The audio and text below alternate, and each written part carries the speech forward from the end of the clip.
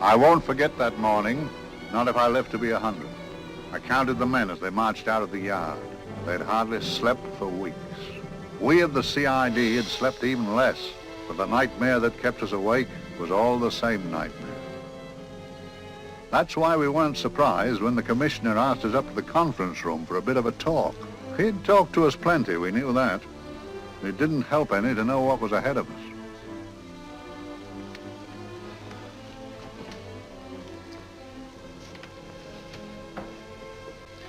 Must we have that window open, Gregson?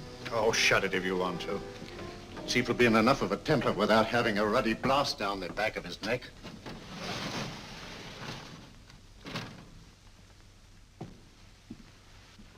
Gentlemen, the commissioner. Stuffy in here. Be seated, won't you? Gentlemen, if you wish to know what able men you are, read any of the works of popular fiction that glamorize your achievements, but don't, I beg of you, read the daily papers. They might give you an inferiority complex. I hate to mention it, but we're confronted with a series of the most atrocious murders since Jack the Ripper. And in the meantime, the CID might as well be playing at shove-halfpenny for all the good we've accomplished. Now look. Here, here, and here. Each of these red flags scattered through the city stands for a woman brutally murdered, a woman's terror, a woman's death agony. These are no ordinary crimes.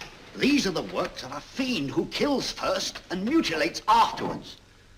A ghoul who hacks off a part of his victim's body and carries it away with him, a loathsome souvenir of his butchery.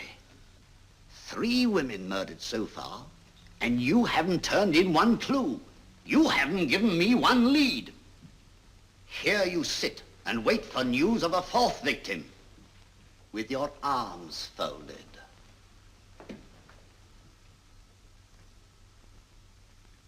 Well, we hadn't long to wait. It was down Lambeth Way where a young woman was hurrying home late last night. She saw something and stopped. It was a constable. He spoke to her and he walked along with her, just in case. He saw her go down the stairway to the basement lodging where she lived. We can only surmise what happened after that.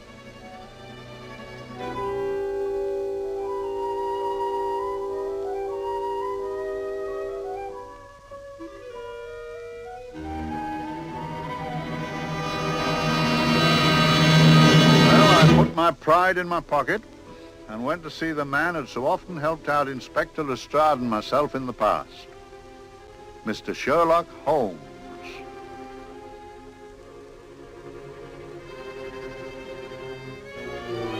If ever a man needed help, I did.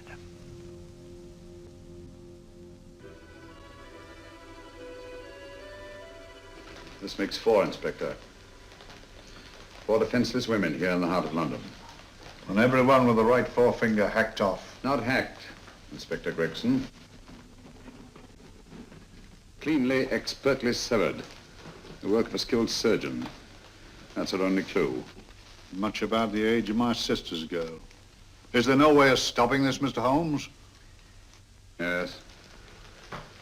There's a way, somehow. The fiend that did this. I promise. I promise. We've nothing to go on, that's the rotten part of it. We can't get far without knowing the motive. Well, at least we know what the motives were not. It wasn't robbery, nor passion, thanks be, nor yet vengeance. Because they all came of totally unrelated families. Steady, Inspector, steady. Sorry, Mr. Holmes. I don't turn a hair when it's a bloke that can look after himself. A little slip of a thing like that. Yes, it's horrible. Come on, let's get a drink.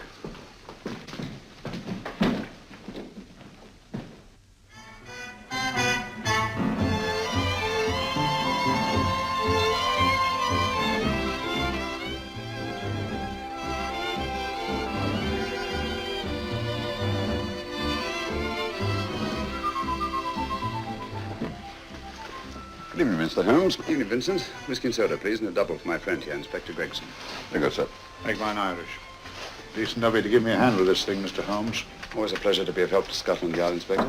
Little out of my line, looking for a maniac who murders just for the fun of the thing. Or perhaps just to get a human finger.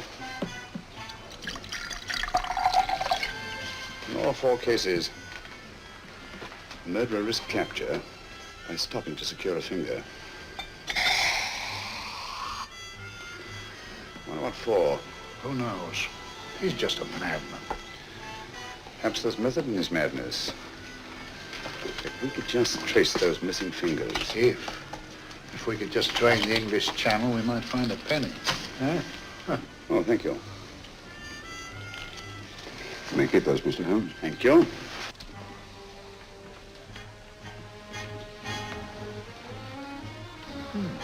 Sir George Fenwick, isn't it? Yes. Is that his daughter with him? Don't be so naive, Inspector. You know everyone, don't you, darling? Well, hardly.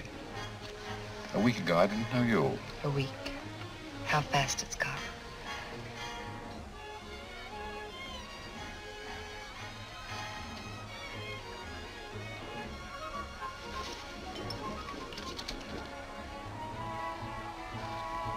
I collect these things. How very quaint of you. Shall we go? Yes.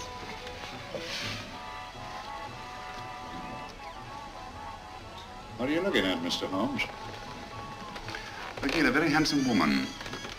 Not born to the purple, but giving an excellent imitation. Would you like to come to my flat for a nightcap?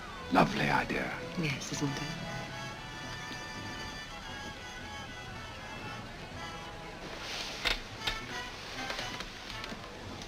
Wonder where she's taking Sir George Fenwick. Don't be so naive, Mr. Holmes.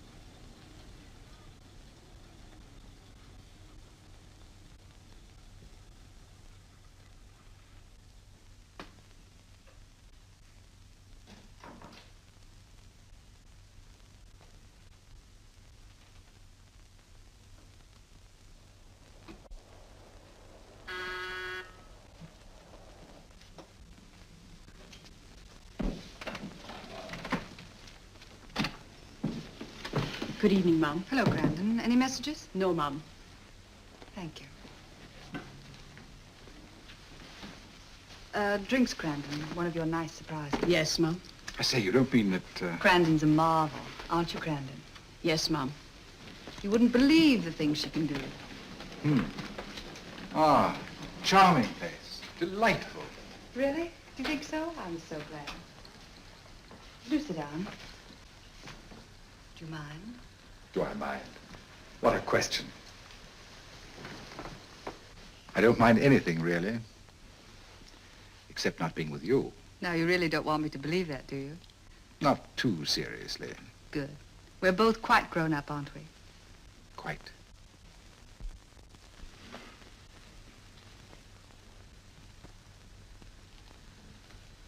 You're a treasure, Crandon.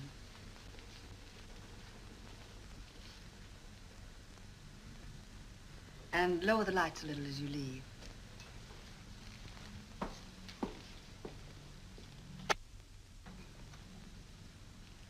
I prefer a more flattering light. In any light, you'd be... Would I? And don't you know it? Perhaps I do.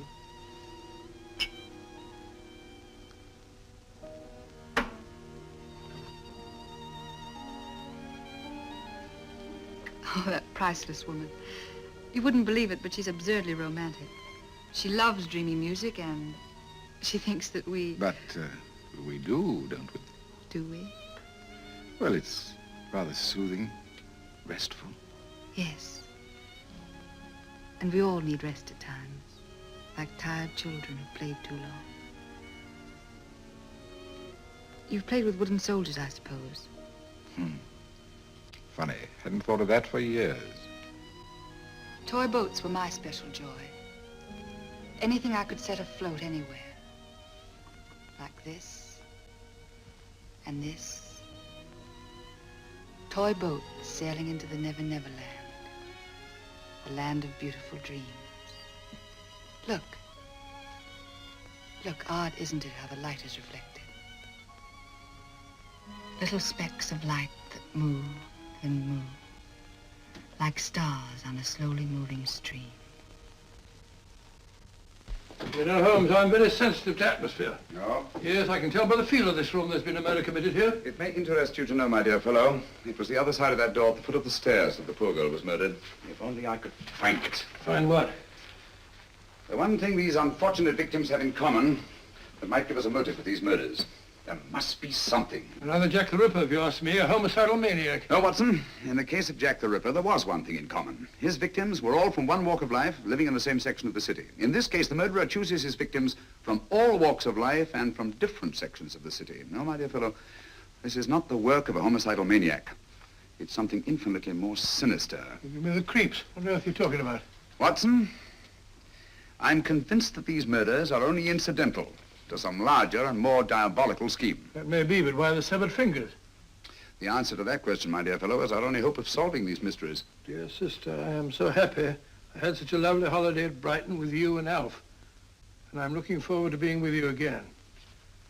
Poor little thing. Sort of raises a lump in your throat. I can picture her sitting here happily writing this letter. And I'm not bit realizing that she's shortly going to her death. Hello? Gregson. Oh, there you are, Mr. Holmes. I've been looking for you everywhere. What's happened? Murder in Edgware Road, not half an hour ago. Woman? Yes, and the right forefinger cut off clean.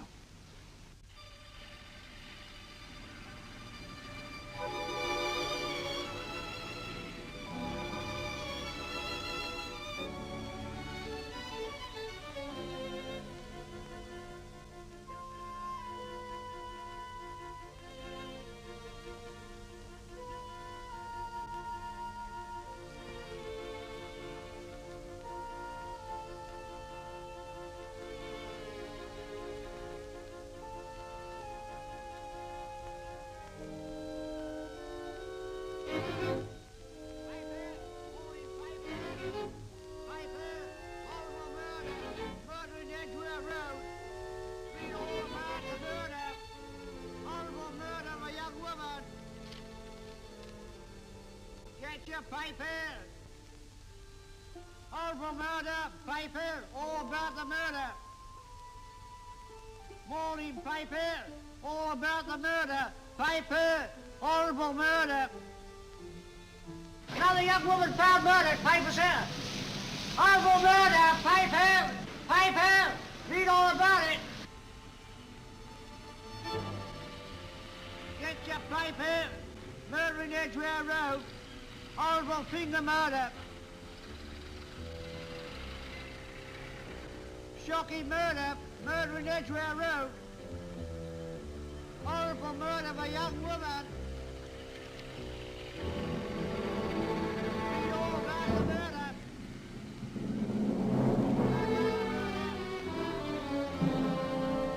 Only fancy, Mum. There's been another of those horrible murders. Dear, dear, how shocking. Yes, Mum. I really don't feel quite safe here myself. Oh, dear.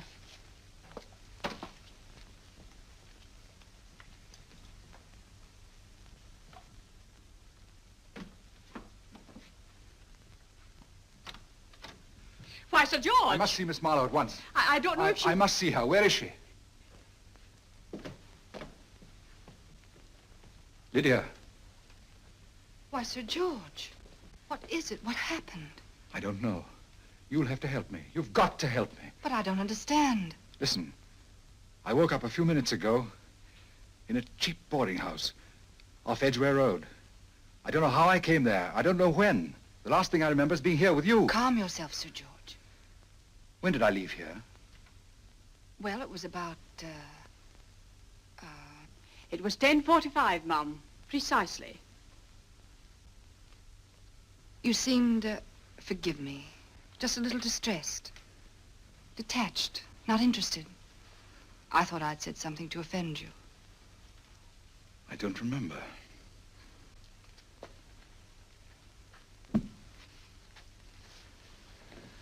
I can't remember. Tell me, has this happened to you before? Before? Well, there is such a thing as amnesia, you know. If it was 10:45 when I left you, it was 9 this morning when I woke. Over 10 hours lost. 10 hours that I can't account for. And in my pocket when I woke, I found... Yeah, in my pocket. That isn't... Oh, it's not for you, of course. It can't be. Excuse me, Mum, but there's a man asking to see the gentleman. Send him away. Yes, Mum. No, please. I'll see him.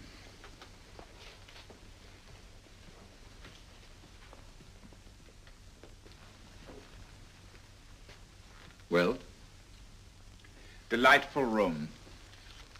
Not much like the place you woke up in this morning. You followed me here? Yes. Are you a detective? Oh, no. Quite the contrary. Don't be afraid, Sir George. You know my name? Oh, yes. A very old and highly honored name. And being the bearer of such a name, and also a very wealthy man, I thought you might care to possess yourself of this trifle. Rather than let it fall into the hands of the police. It is yours, if I'm not mistaken. The initials, GF. Where did you get this? It came out of your pocket. I saw it fall, but you never noticed. You were very busy, bending over something with a knife. Then you put something in your pocket.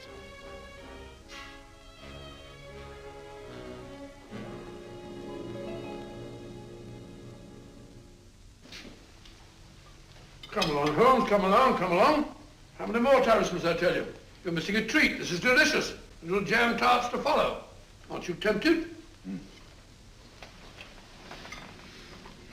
You and your flesh pots.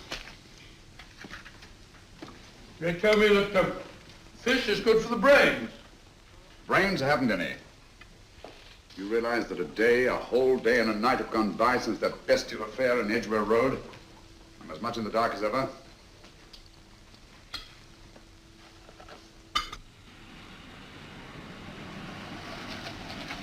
Hello, here comes a client, unless I'm very much mistaken.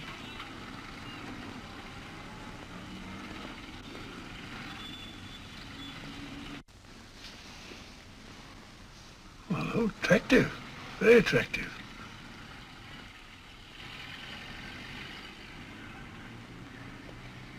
Obviously, she left home under the stress of some very great emotion. How do you know that? She isn't wearing any gloves. A startling omission in a young lady of fashion. Oh, she didn't put her coat on. Open car, too.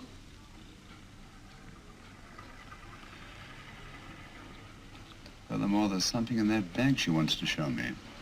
What makes you say that? The bag doesn't match her dress, indicating it was picked for size rather than style, to accommodate some bulky object. You amaze me, Holmes. Elementary, my dear fellow.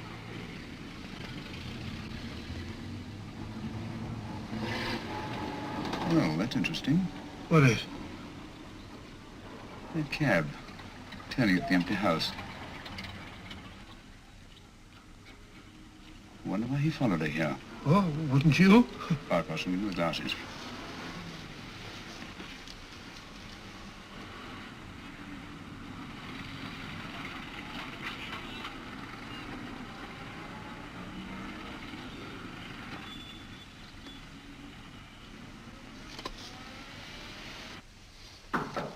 Well, we shall soon know.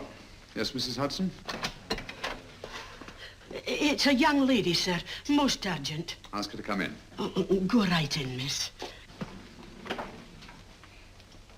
Mr. Holmes? Yes, this is my friend, Dr. Watson. How do you do? How do you do? Mr. Holmes, you must excuse me, please. Yes, well, won't you sit down? Come along. May I? It's quite all right.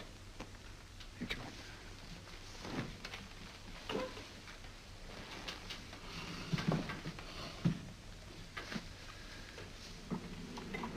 Now, try to control yourself, Miss Fenwick. You're with friends. You know my name? No magic, I assure you. I've often seen your picture. You're the daughter of Sir George Fenwick, aren't you? Yes. It's about my father that I... What about your father, Miss Fenwick? Oh, I don't know what to do. He's always been the nicest, dearest person. Only since Mother died. Yes, madame, we know. So I didn't think anything of it when he was away all night before last. But he didn't come home until yesterday at tea time. Didn't come in for dinner at all. Just paced up and down in the library hour after hour. I begged him to let me in, but he wouldn't. Steady, steady. Now take your time. I couldn't sleep a wink last night. Then I started hearing things. Hearing things? What sort of things? I heard someone in the garden underneath my window. Then I saw a figure moving down the garden path. And I recognized my father. Stealing through his own garden like a thief.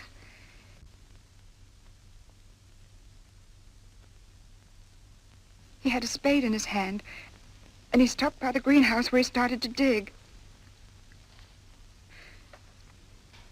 This morning, at daybreak, I stole out into the garden and found this.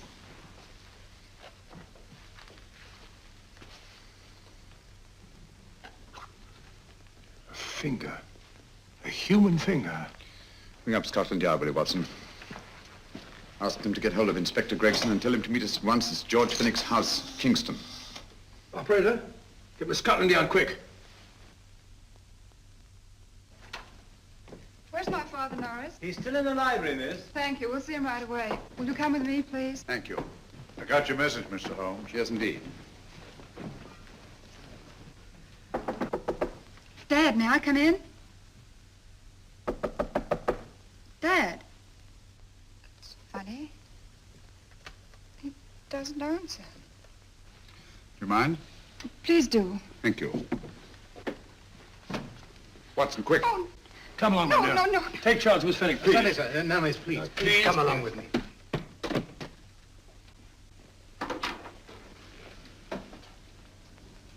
Dead? Yes.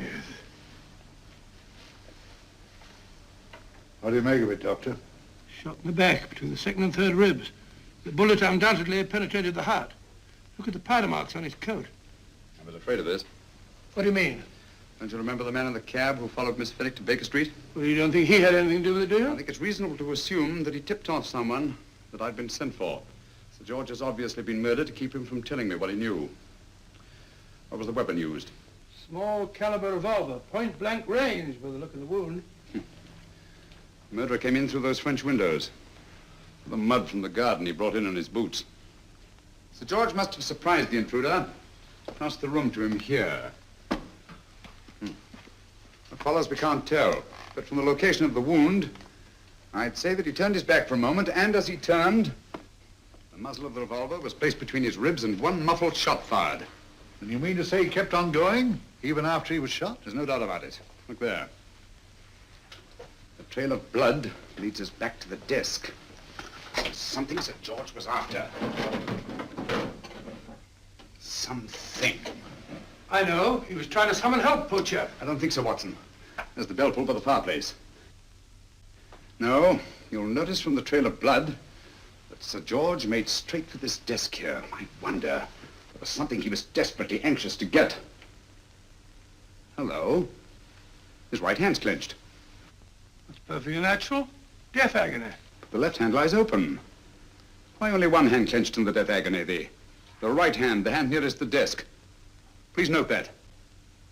If Sir George took something off this desk, something so important that he spilled his last drop of blood to get it, I want to know what it is.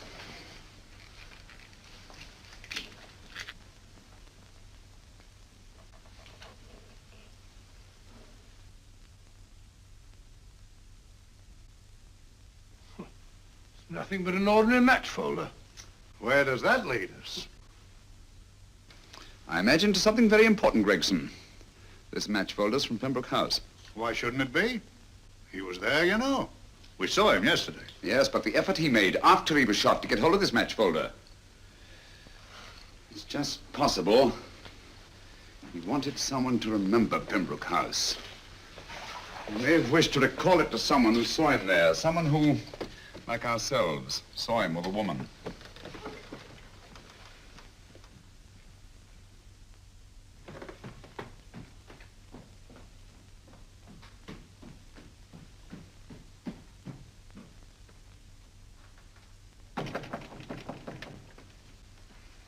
Come in. Oh, Dr. Watson, this came by hand for Mr. Holmes not 10 minutes ago. Thank you, Mrs. Hudson. That would be the report from Sir George's bank. Report from Sir George. Oh, really? Don't you remember his daughter told us that he'd just closed his account? Had it looked into at once.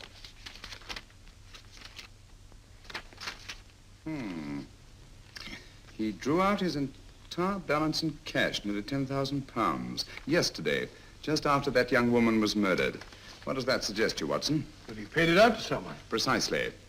I smell the faint, sweet odor of blackmail. You don't think he paid it out to someone who saw him murder the McLean woman? Sir George never murdered anyone. But he did have that woman's finger, and he empty did have and pay out a lot of cash. That's the terrifying part about blackmail, Watson. The victim is afraid to fight the accusation, no matter how false. Once the accusation is made, his name is smeared, and sometimes his life is ruined. Well, Sir George didn't commit these murders. What fiend did? I rather think they're not the work of any one man. Oh, come, Holmes. You don't expect me to believe there's a whole organization going about killing people and chopping off their fingers. No, it's possible, quite possible. Well, whoever's behind all this thing must be out of his mind. On the contrary, my dear fellow, if my assumptions are correct, this little scheme has behind it the most brilliant and ruthless intellect the world has ever known. You don't mean Professor Moriarty? I do. Oh, steady, Holmes. You've got him on the brain. This is the third time in as many months you've suspected him of unsolved crimes. He's dead, you know. Is he? Is he? You know he is. He was hanged in Montevideo, well, over a year ago. I know that someone was hanged in Montevideo under that name. But I'll stake my reputation that Moriarty is alive and here, now in London.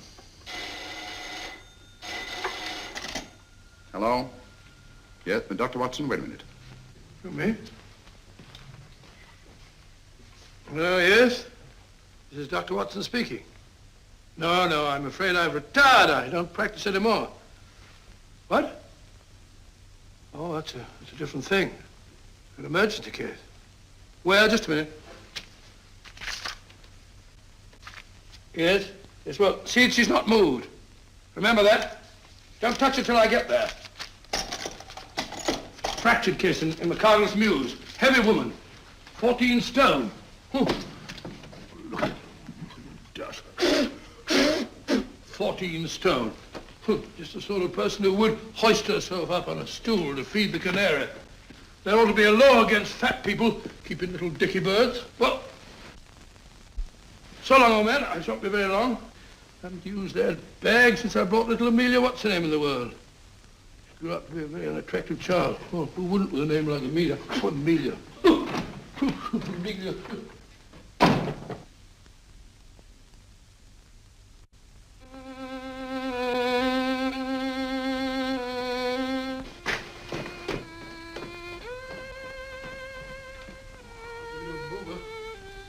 People are so stupid about accidents.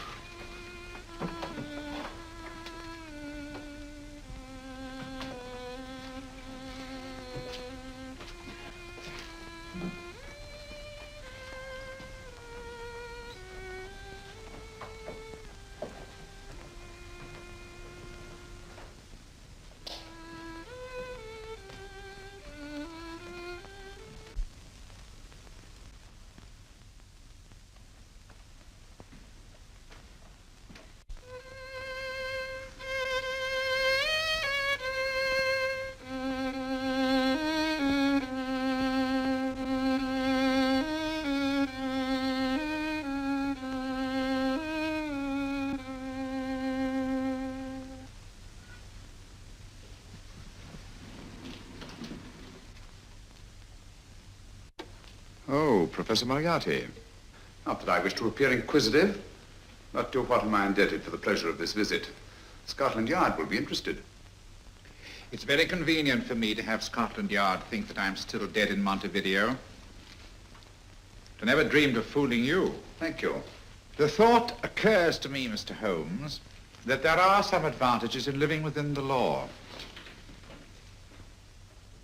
You're very comfortably fixed here, aren't you? As I get on in life, the little comforts appeal to me more and more. Oh, I beg your pardon. Won't you sit down? Thank you.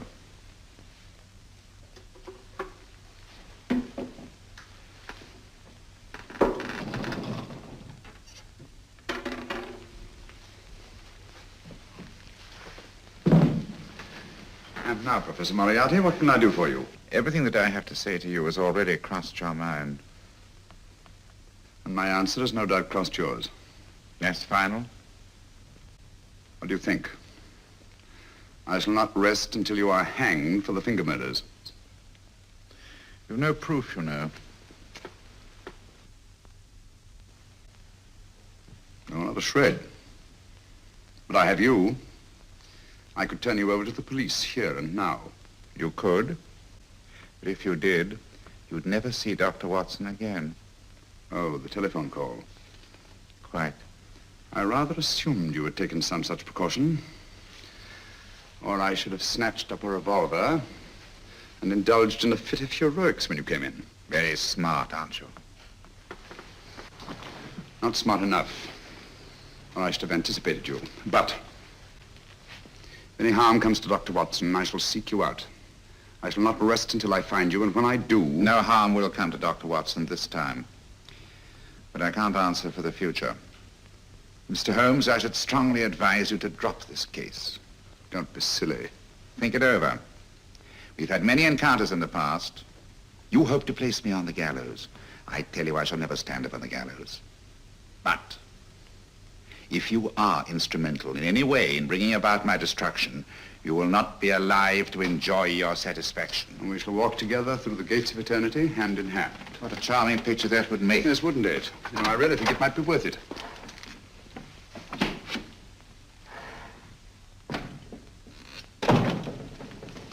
Shoelaces, Governor? Tuppence a pair.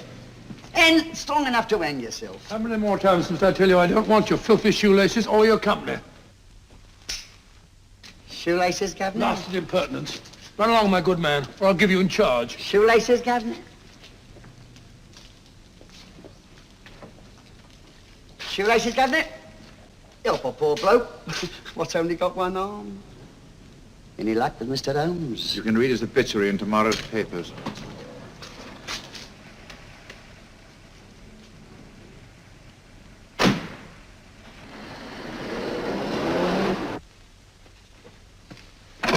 Oh, there you are, Watson. Come in. I was, just going out to look for you. Look for me what for? Suppose you don't think I know my way about. Well, you're right, I don't. Blast all practical jokers anyhow. Know where I've been? On a wild goose chase. Exactly. There's no such number in McCardle's Muse. Some fool's idea of a joke. Did you see anyone? No, nobody especially. Only a whining old idiot selling bootlaces. Persistent beggar, wasn't he? Stuck to you like grim death. Huh? How do you know? And finally left you for someone who looked like better pickings. Someone, my dear Watson, was Professor Moriarty himself. What?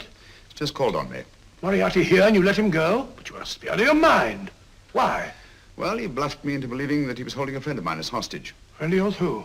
Oh, nobody very important, just a fat, lazy fellow. Medical man, I believe. Medical man? Do I know him? Yes, I think you do. A fellow by the name of Watson. Watson, never heard. Who, me? I'm afraid so, old fellow. Your street hawker's job was to do away with you in a certain contingency. And you let Moriarty go? Because of me? I had no choice. I can't afford to lose you, old fellow. Well, it's very decent of the old chap, I must say, but... I wish you'd nabbed him. We shall, never fear. I know the motive for the finger murders. All I have to find out now is the method used with the blackmail victims. Method? Yes. How does Moriarty get them to the scene of the crime? How does he plant those severed fingers on them? And how does he scare them into believing that they may have committed those atrocious murders themselves? Curious.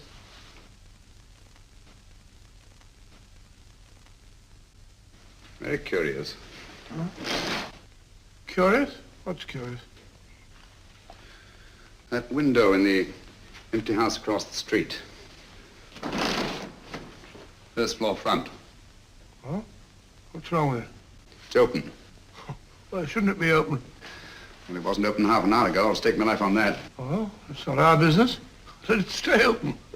I wonder if you'd go over, old fellow, and see what's the matter. Oh, trespassing. It's against the law. Very well, I'll go myself. Oh, well, if you're going to put it like that, ridiculous waste of time. Going about shutting windows at this hour of the night. Yeah, you better take this torch. Well, take what? Dignified job for a doctor. Dr. Watson, the torchbearer. And what do you propose to do? Sit in a comfortable chair, I suppose, and read a good book? That's a very good idea. Yes, a very good idea. While I play night watchman, you have a nice read. Mm-hmm. Good night. Have a good time. Have a good time. What do you mean, have a good time?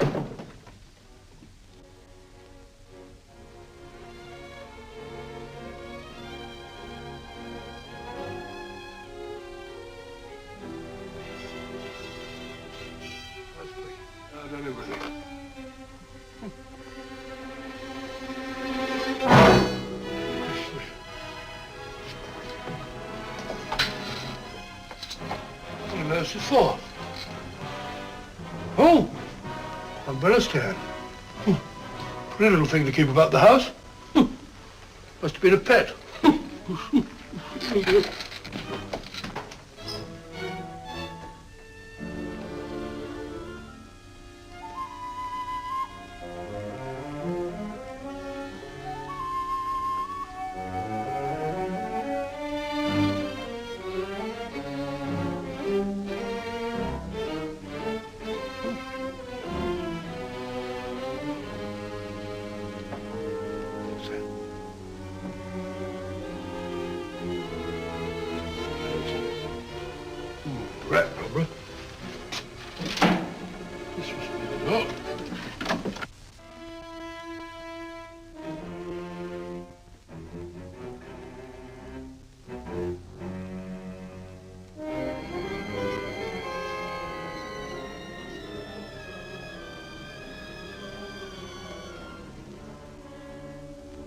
He sits comfortably reading a book.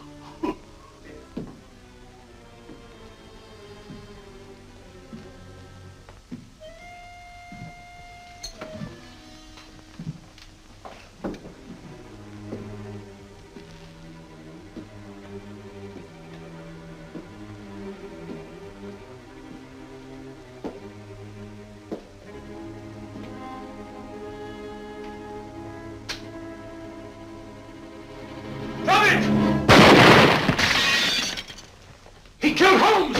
He killed Sherlock! Watson. You? But I saw him shoot you a second ago. Not me, my dear fellow. Merely the bust of Julius Caesar. Incidentally, you may have noticed that all through the ages, prominent men have prominent noses. Oh, I'm afraid we're in for terrible trouble again with Mrs. Hudson. Windows smashed, plaster all over the floor. Get up, you.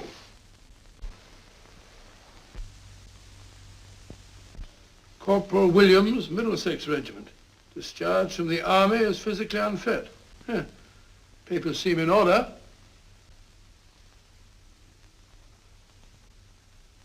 Now, Corporal Williams, you've seen service in the Far East, haven't you? The East? I thought so. Look at his complexion, Watson. Yellow as saffron. He's been taking antibrine. Cure for malaria. Sniper, aren't you? Sniper. Why did you try to kill me? I had to kill him. I had to. Oh, snap out of it. Stop it, Watson. He's shamming. No, he isn't. Who told you to kill me? She told me. She told you? She told me I couldn't miss. Well, luckily you did miss, you murderer. He isn't a murderer, Watson. Listen, Corporal Williams. She told you you had to do it, didn't she? I had to do it. I've got it, Watson, I've got it. Got what? The method used in the finger murders. Well, what is it? Hypnotism, my dear fellow, hypnotism. And it wasn't against his nature, that's the devilish part of it. They picked a man for their purpose whose job was sniping. Who are they? Professor Moriarty and his finger murderers. Williams spoke of a woman. I think you'll find that she asked him home tonight for a drink.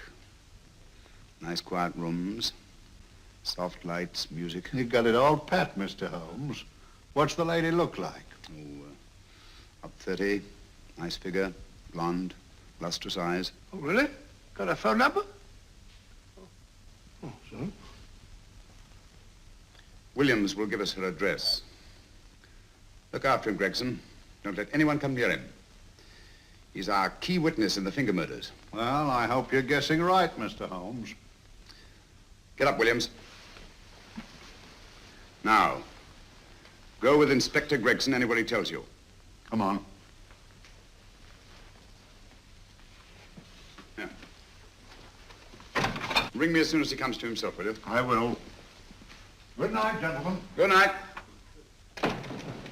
Well, if you believe that fellow Williams was hypnotized, I suppose you think Sir George Fenwick was hypnotized too. Yes, I'm quite sure of it. Have a cup of tea? Thanks, old boy. Nothing to eat. But why didn't these people make Sir George do the murder himself? Because they didn't want to get him hanged. They wanted to blackmail him. Well, who do you think the actual murderer is? One of Moriarty's gang. A diabolically simple technique. Kill a woman. Yes, but why cut off the fingers? My dear fellow, don't you understand? The severed finger is what links the blackmail victim to the murder. He wakes, finds the grisly thing in his pocket. He doesn't know how it got there. He's no idea that he's been hypnotized. For all he knows, he may have committed the atrocious crime during some dreadful lapse of sanity.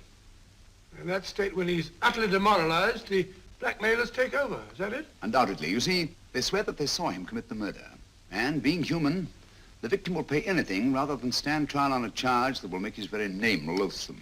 Oh, it all fits in if you believe in hypnotism. The only possible explanation. You think the hypnotist is that woman with the blonde hair and the lustrous eyes, the woman you invented? I didn't invent her. I saw her. What on earth are you talking about?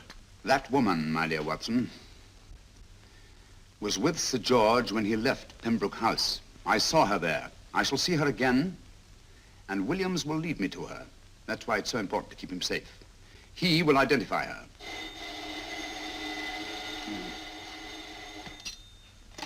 Hello? Yes? Inspector Gregson?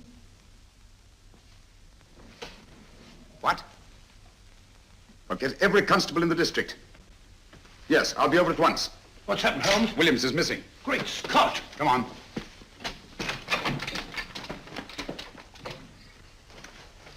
Lorry crashed into Gregson's car. During the confusion, Williams disappeared.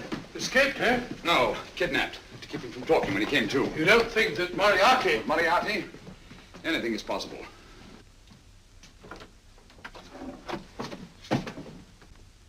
Williams! Dead. You see? Anything is possible.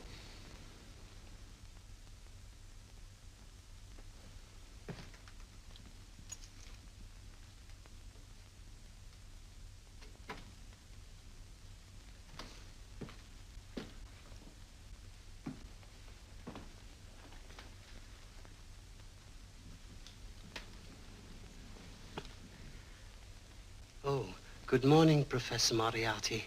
You startled me. I'm dressing another dolly, a dear little nurse. Is there anything wrong with your finger? Just a splinter. Nasty thing, splinters. Most trying. One can't be too careful, but I'll get it out for you. I have the very instrument to help you. Sharp enough to split a hair. Put those tools away until they're needed. But they're not tools, sir. They're instruments. Put them away.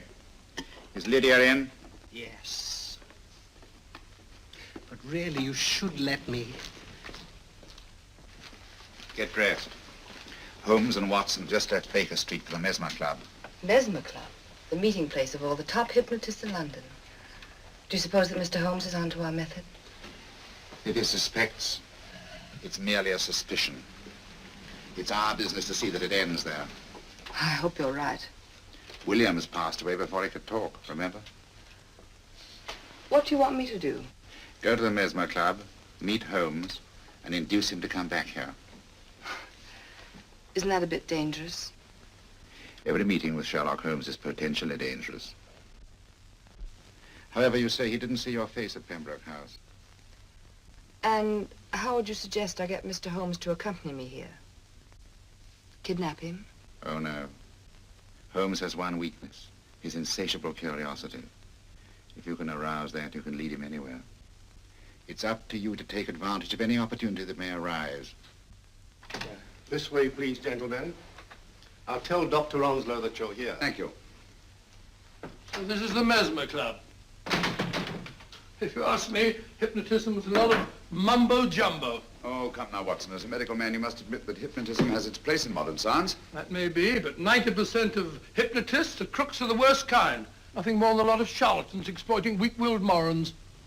Ah, Dr. Onslow, I believe. Happy to meet you, Mr. Holmes. Your brother Mycroft suggested I might be of help to you.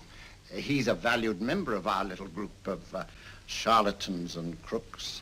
Oh, beg your pardon, sir. I didn't know you were listening. Behind the curtain. My friend, Dr. Watson. Oh, delighted. How do you know? I wonder now. You see, we're in the midst of a little experimental session at this very moment. If you'd care to join us.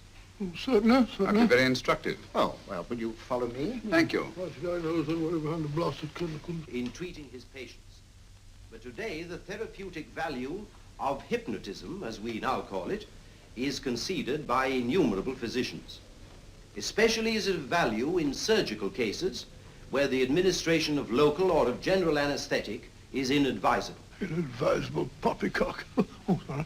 For the sake of latecomers, I may say that I have placed this subject under profound hypnosis. In this condition, he can feel no pain, even under applications which normally would be excruciating. Excruciating? You excuse me, please. Carter, you are having a peaceful sleep. You feel nothing. Your arms and your hands are without sensation. Mowbray, the long needle.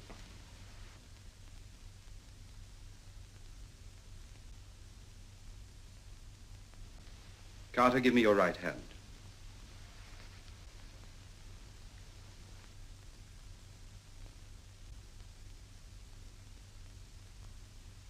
As you observe, the needle has been thrust completely through the subject's hand. No feeling, no pain. This lack of feeling is the one infallible test of profound hypnosis. Nonsense. Fellow's full of drugs. Oh, isn't he? Definitely not, Doctor. Wake up, Carter, wake up. You feel well and rested, remember. No pain anywhere. Wake up, wake up. I say, when are you going to begin? All through, Carter. Stand up. This way, sir. And, are these all the people that come here? Oh, no. Others keep dropping in all the time. I suppose it's all right for those who believe in it, but of course, I'm a professional man myself. Then you don't believe in hypnotism, Dr. Watson? Oh, I don't deny that there are certain types of hysterical, feeble-minded people who go under if you point your finger at them. But anyone with an ounce of character... How right you are. You see right through our little artifices, don't you, Doctor? Right through, my dear sir. Right through. Quite so. But with the feeble-minded, as you say... excuse us, Mr. Holmes. Certainly. Step over here, won't you? Certainly, sir. Anything to oblige. Let me show you how easily we charlatans take advantage of them. Now, sit down, Doctor. Now, we set a thing like this in motion. It's wonderful, the attraction on the feeble-minded, of course. The continuous motion, if they just let themselves follow it.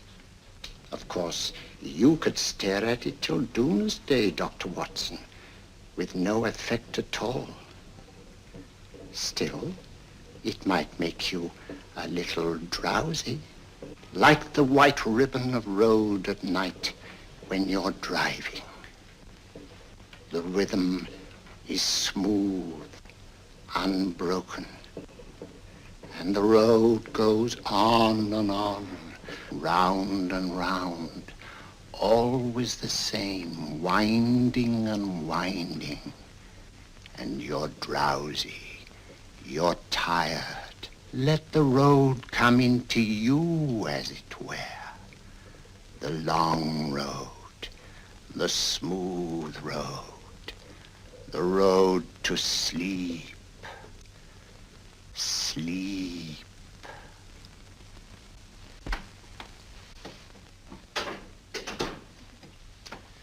Open your eyes. Stand up. Turn around. And now, Dr. Watson, you're on a holiday in Scotland. The country is amazingly beautiful. We're coming to a stream. It isn't deep. Better take your shoes and socks off.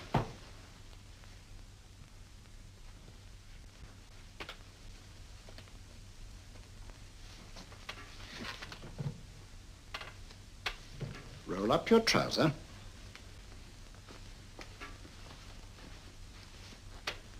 That will do. The other leg is waterproof. Turn around. Mind the pedals.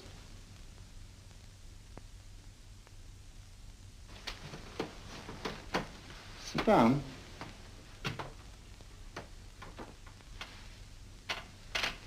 Wake up now.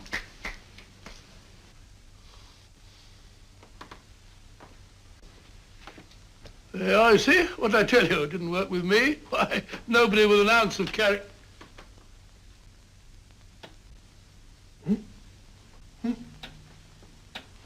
I think you'll need these.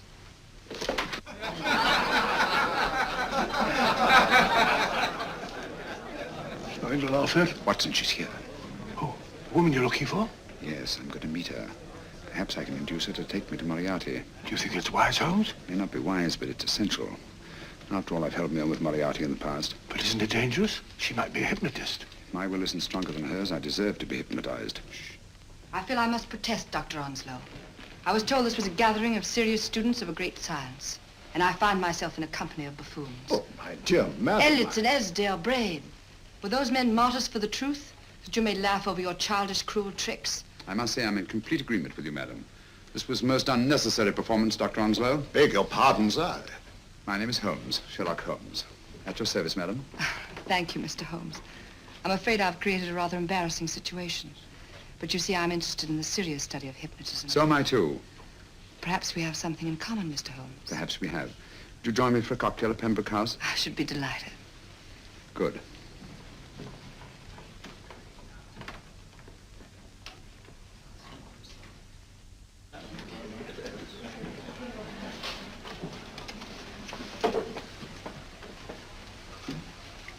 Thank you.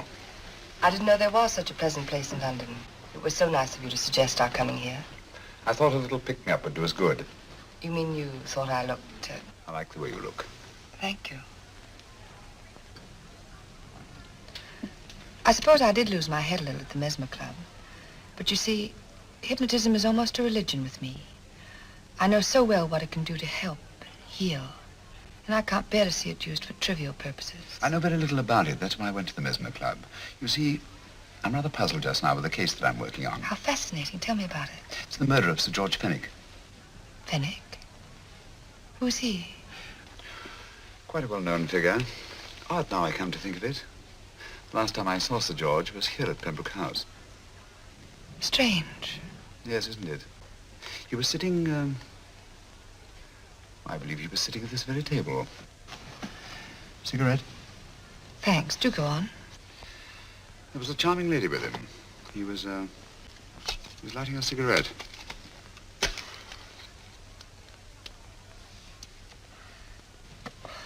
Charming. Did you see her face? No worse luck. Merely her back. How unenterprising of you. Yes, wasn't it? Afraid I'm getting a little older. I shouldn't say so. That's nice of you. Still, the first time in my life, I've got hold of a case that's beyond me. I'm actually losing sleep over it. You know, Mr. Holmes, I believe I could help you. Really? I should be very grateful. You're amused. Oh, merely skeptical. How would you go about it? I've used hypnotism more than once in healing. Not for profit. I'm not a professional. But I do think I could help you. If you'd care to... I can't think of a pleasanter experience.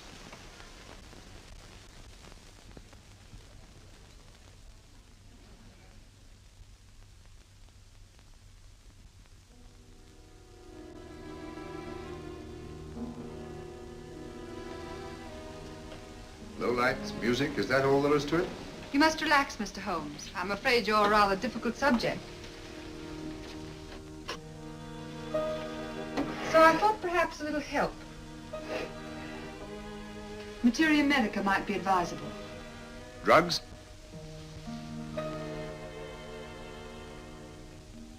No, I'd rather not, if you don't mind. As a matter of fact, I'd rather not myself. But Schrenk-Notzing he practiced in Munich, you know. Believed it the best means for difficult subjects. Do you mind? Well, as a matter of fact, I don't approve of sedatives. Just as you wish. We don't have to go on with this at all, you know. Wait a minute. Wait a minute. All right. I'll take a chance. It's really quite harmless. What is it? Cannabis japonica, an oriental soporific. You'll need water.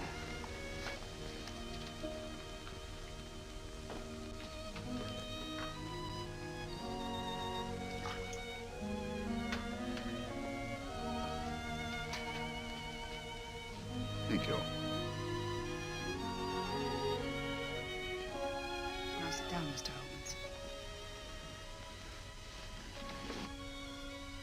Holmes. You'll feel yourself growing drowsy. Don't fight it. Give in to it. Because you do want to sleep, you know. Just fix your eyes on this one white flower floating on the water. Empty your mind of every other thought. Follow the motion of the water.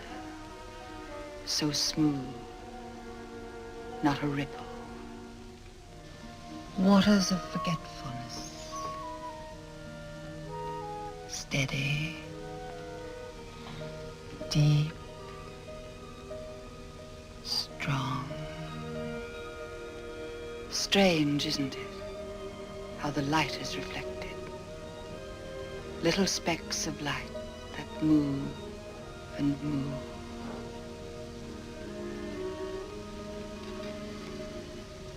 It's restful here.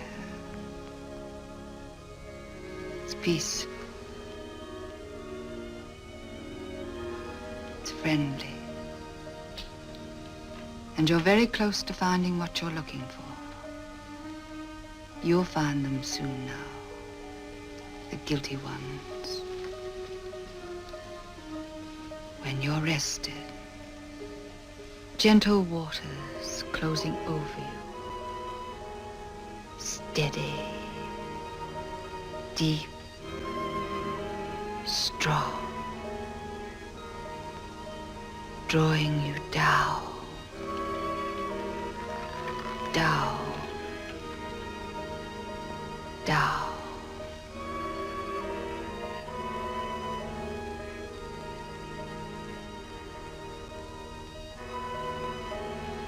Sleep. Sleep. Sleep.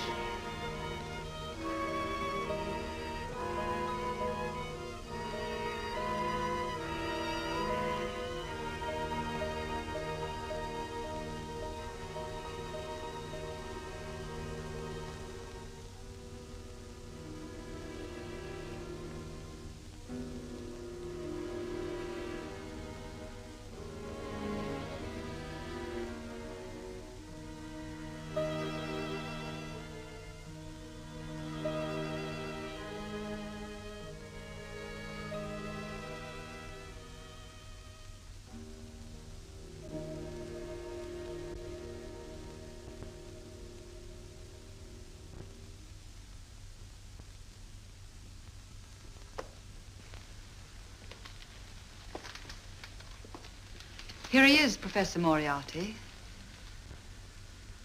Stand up, Mr. Holmes.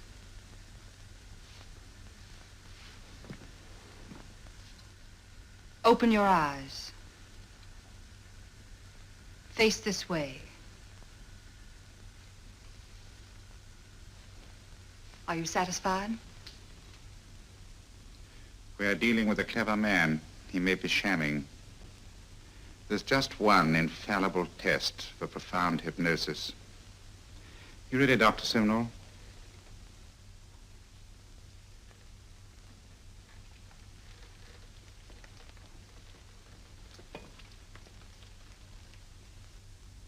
That will do, Doctor. He couldn't fake insensibility to the knife. I congratulate you, Lydia. Turn round, Mr. Holmes. Now walk to the desk.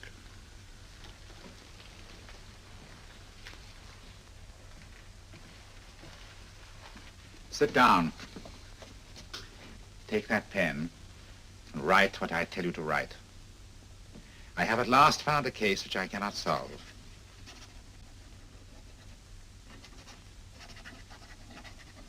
I have outlived my usefulness.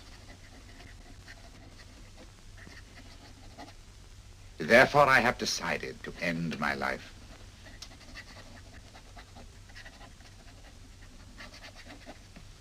Sign your name. Now blot it.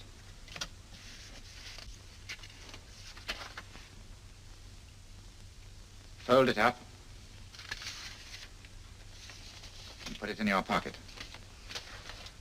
Come, Mr. Sherlock Holmes.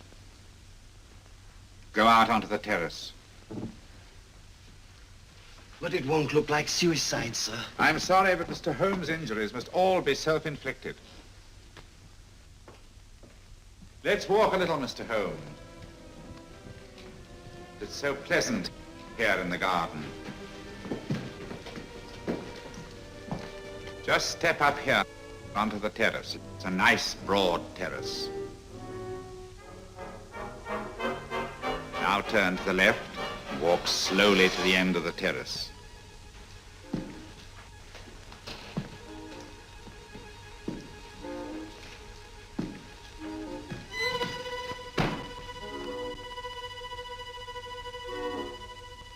Don't stop. You must walk to the end, you know.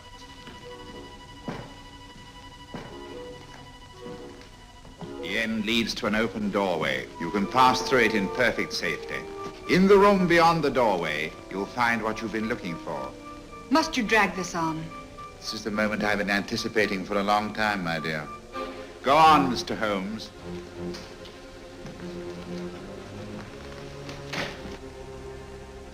Through the open doorway, you will find the man responsible for the finger murders and the death of Sir George Fenwick. Professor Moriarty. Holmes! Stand still! What a beautiful view, Watson. I'm quite enjoying it. No, you're not. You're hypnotized. You're under a spell. Stand still. Don't move. Steady, Holmes. Steady does it. Stand perfectly still where you are. Nonsense, Watson. You don't know what you're doing. Of course I know what I'm doing. You mean you're not hypnotized? Certainly not. Then get off the wall, you idiot. Oh, look out! Holmes! Dear fellow. What were you doing up there? Holding the fort until you arrived. What kept you? Well, I ran into a spot of trouble on my way to Scotland Yard. I was arrested for exceeding the speed limit. Your luck seems to hold, Mr. Holmes. I'd hardly call it luck, Professor. You see, I substituted a drug of my own for the one that this dear lady pressed on me. You are clever, aren't you? A drug that, although it leaves the subject conscious, renders him quite insensitive to pain. That accounted for my lack of reaction to Dr. Simnell's knife. Well, Gregson, quite an impressive haul.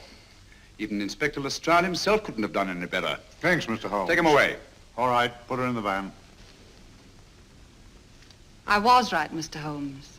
You are a difficult subject. Thank you. And now, Professor, our score is settled. Au revoir until I see you on the gallows. The rope has not been made that'll go around my neck. Come on.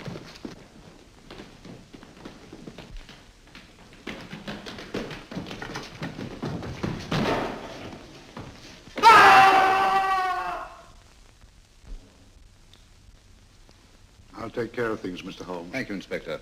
Come on. An evil man, Holmes, but what a horrible death. Better than he deserved. What are you thinking of? I'm thinking of all the women who can come and go in safety in the streets of London tonight. Stars keep watch in the heavens. And in our own little way, we too, old friend, are privileged to watch over our city.